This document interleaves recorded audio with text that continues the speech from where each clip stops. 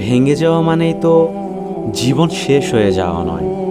ভেঙে যাওয়া মানে তো আরও একটি সুযোগ, রবকে চেনার, চারপাশে মানুষগুলোকে চেনার।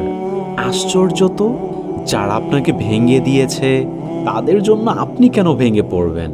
ঘুরে দাঁড়ান, নিজেকে এমন এক পর্যায়ে নিয়ে যান যেন এই ঘুরে দাঁড়ানোটাই তাদের জন্য দাঁত ভাঙার জবাব হিসেবে দাঁড়িয়ে যায়।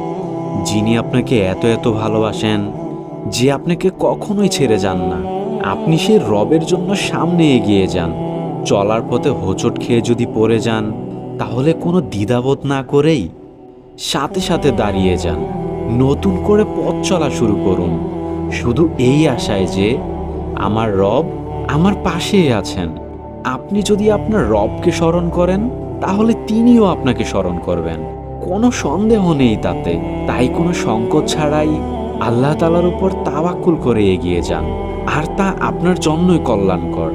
ভাঙ্গা হৃদয়কে জোড়া লাগানোর জন্য আল্লাহ তাআলাই যথেষ্ট।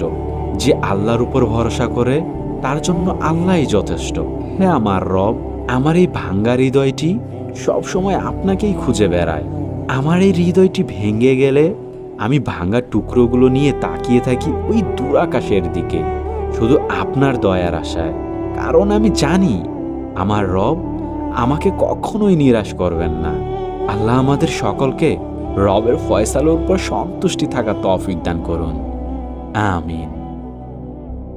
ফি আমানিল্লাহ। আবারও আমাদের একতরফা কথা হবে নতুন কোনো ভিডিওতে। ততক্ষণে ভালো থাকবেন। আসসালামু আলাইকুম ওয়া রাহমাতুল্লাহ।